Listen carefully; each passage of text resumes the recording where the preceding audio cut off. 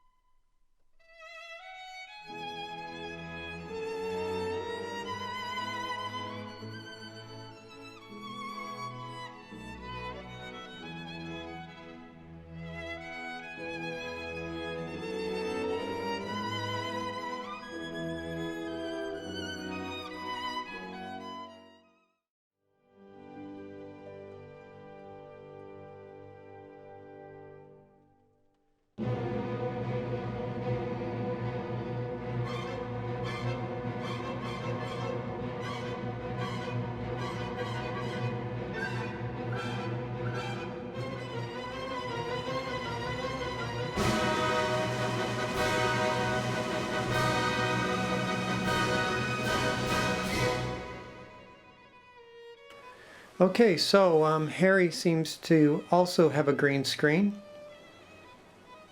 So let's give a try with DiagROM and see what we get.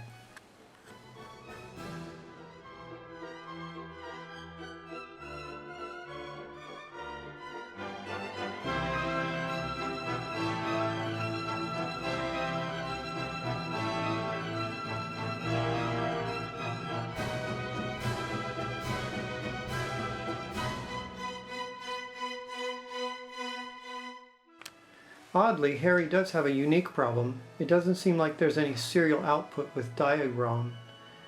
So I'm not sure I'll do anything about that, but let's proceed.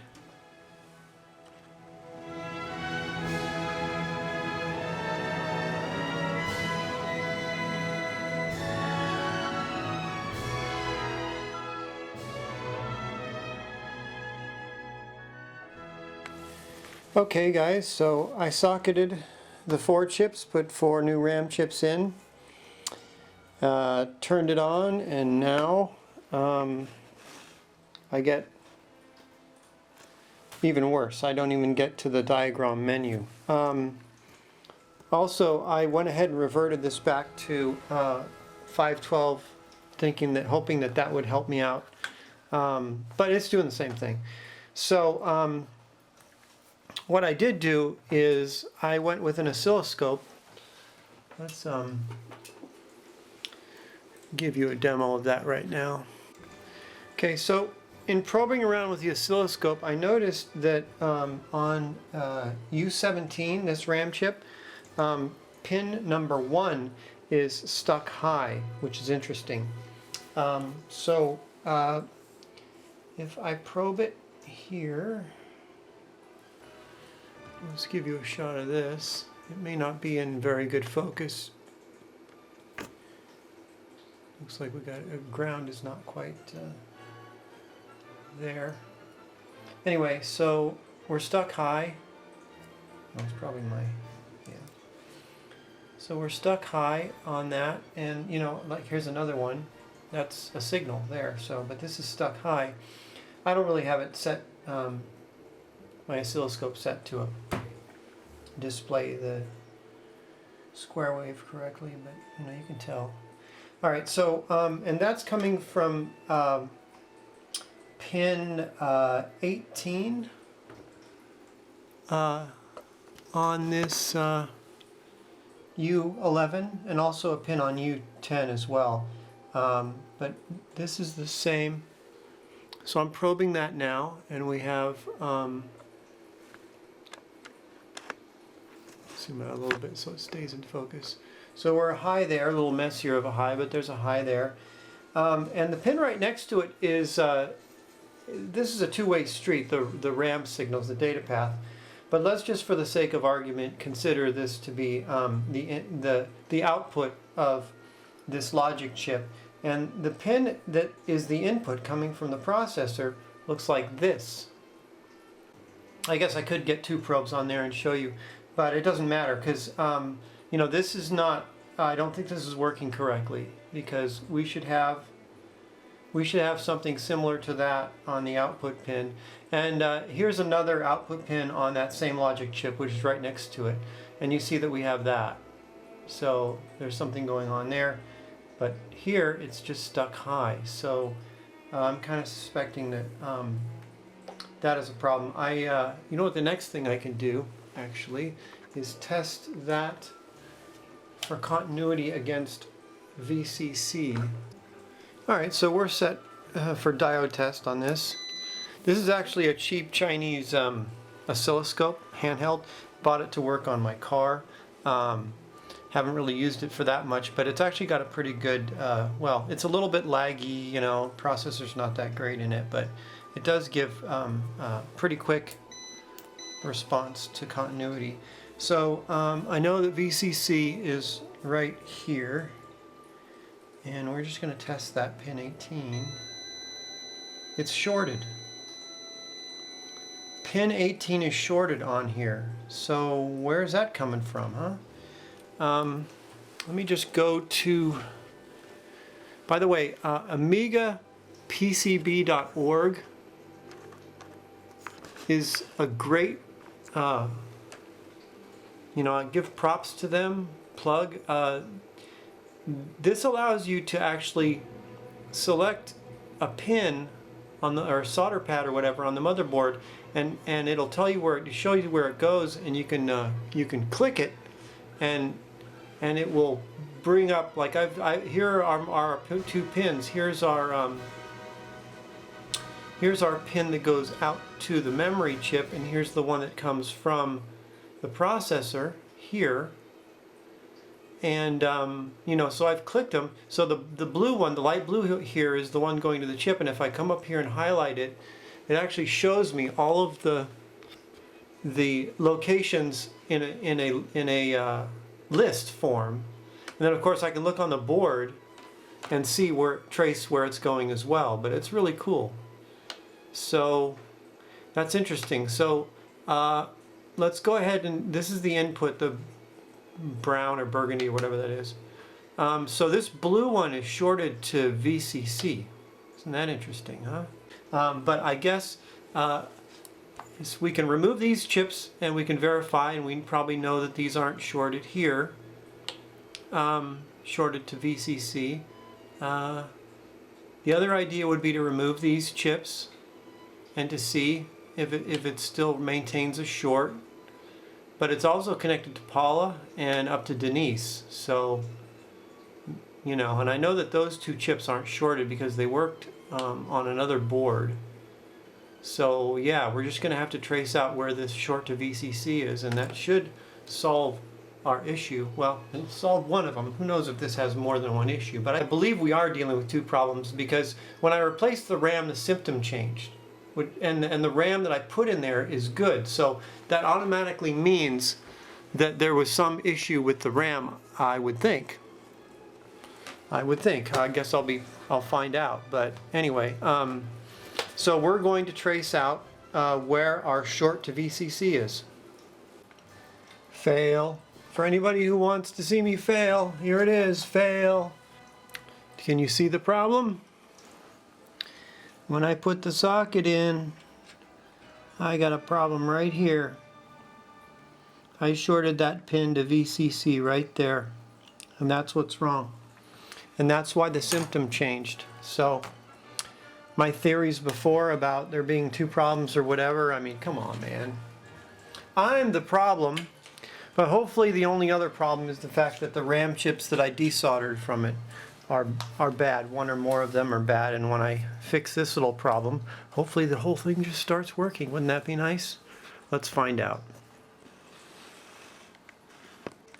That literally was just the pin, the leg of that socket was just bent over a little bit in this direction toward, let's say my finger is the VCC pad, and it was just bent over a little bit, and it was, I don't even know if the solder was actually one massive molten solder. I think it might have been one piece of solder that was just kind of resting up against another.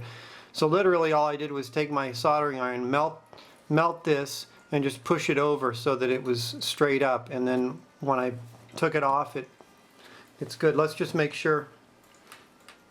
So again, the VCC rail, there's a ground plane right here at the bottom, and right above it is a VCC rail, 5 volts. You can go right on there, and we can go right here, and we've got nothing. Nothing at all. Yeah. So let's give this a try. Okay, we've got power and video hooked up. Turning it on. See what happens here. Yep. There we go. It's amazing how well things work when you don't short your data path to your VCC. Let me just turn it off and plug the keyboard in so we can do a memory check, cursory memory test. Go. So this is good news. We're at least back up to square one. It's odd though that the serial port doesn't work. Nobody uses the serial port, so I'm wondering if I should even bother. Yeah, this was already full of errors by the time. Yeah, I mean, I wonder if I should bother with the serial.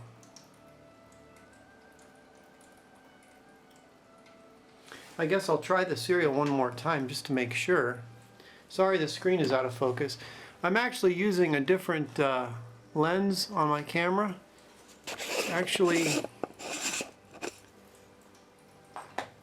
a macro extender, and so if I take it off, I can quite easily. It doesn't work for anything that is like more than like 3 feet away, and this is just a little bit farther than 3 feet. So we're almost done with the memory test. We just have to get to 511 or whatever. But I think once again we have fixed a board. I'm crossing my fingers here. Almost there. There it is. Oh, by the way, this is normal. It says there's an error. I think this is 1.2 of the yeah. Yeah, I think we can say that this one is good. Let's I don't know if I should bother you guys with the rest of the tests. I guess I'll just pick it up at the end of my testing, because I've already done all this before in these other videos. Okay, so it's time to check the RAM chips that came off the board. By the way, you have to clean the chips up a bit. You know, you have to run your soldering iron down the pins, you know, on the outside, turn it around on the inside, just to get rid of, you know, the remnant solder. I have some solder braid on my workspace, and I just kind of run the soldering iron along that, and then I swipe it here. You want to swipe it down just to try to make sure that the width of the legs is not too wide at this point. It'll wind up spreading the legs on the sockets apart. So you want to avoid that if you can. Okay, well, it turns out that 2 of the chips were bad, and indeed the serial port is still not working on this motherboard, even though everything else is. So I'm going to go through the rest of the battery of tests and decide if I want to continue.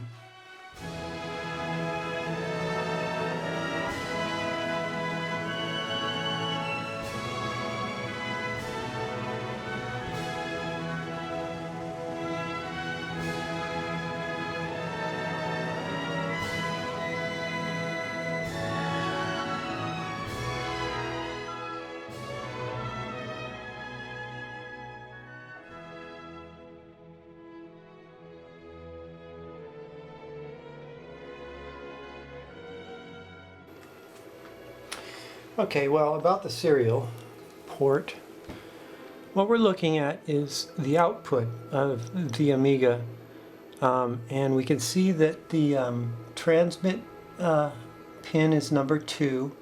It comes in through an EMI filter, and then it's got this U38, which is a you know, it's a, I forget what they call it. Anyway, so it's got one end that's on VCC and the other end goes to TXD signal. And the TXD signal is actually going, see if I can find it,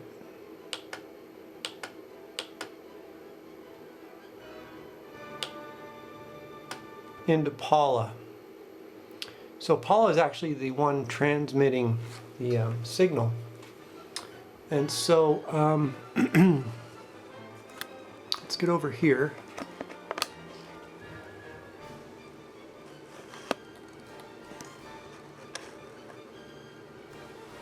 And shed some light. And it's the 9th pin from the end. So I'm going to grab the 9th pin from the end and we're going to check it out and see what it does on the oscilloscope.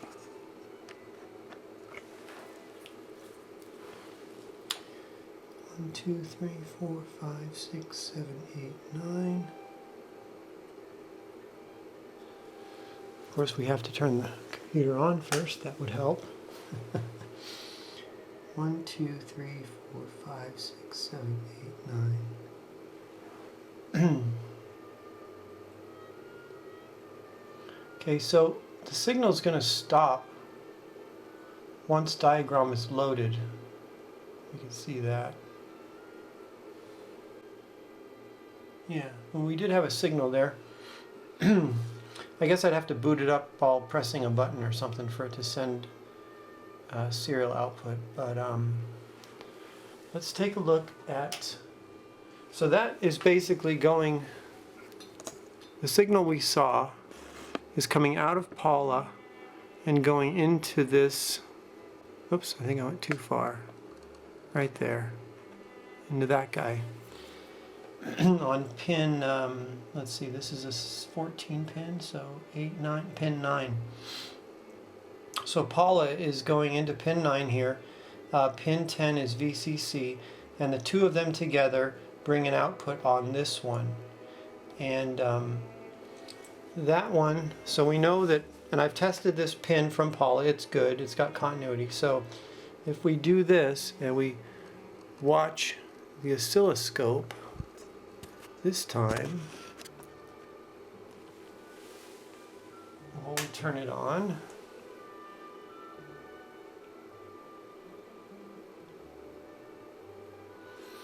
That's the output from that chip, and the input is this. So that's the input, and this is the output. Input, and now it's done. Output. So I am suspecting that that IC has a problem. I don't have these ICs. Who would in their stock? MC1488. Let's just look that up on Google real quick. MC1488N actually.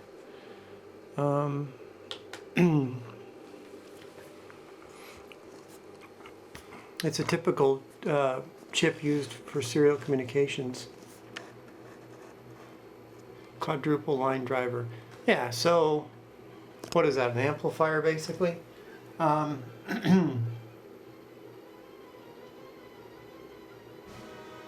it's not putting out anything. I've tested the same signal on a working motherboard, and it does have a signal out, so I'm suspecting that chip is bad. Okay, so I socketed Steve so I could borrow his 1844. Is that what it's called? 1488. So Steve's over there. I've grabbed his 1488 quadruple line driver and put it and socketed removed Harry's, socketed Harry's, and inserted the one from Steve, and we're gonna give that a whirl. I already have everything connected, serial diagrams in there, and here's our serial output. We're gonna flip the switch on and see what happens. What do you know? So Harry had a bad MC1488N quadruple line driver chip. And we could tell that because we could see something coming out of Paula, but we couldn't see anything coming out of this line driver chip. So that's, and we could see that it had VCC. It actually has 3 different voltages going into it. It's powered by -12 and +12. I wonder if that's why the motherboard has a -12 on it. Anyway, and then it has a ground, and we checked all those. The chip is receiving all its voltages. It's receiving the signals that it should be receiving, but it's not outputting something. So, that's a pretty good guess. I mean, a pretty educated guess to go after that chip, and that's what it was. So Harry is now completely fixed. Thank you for watching. Bye, Harry.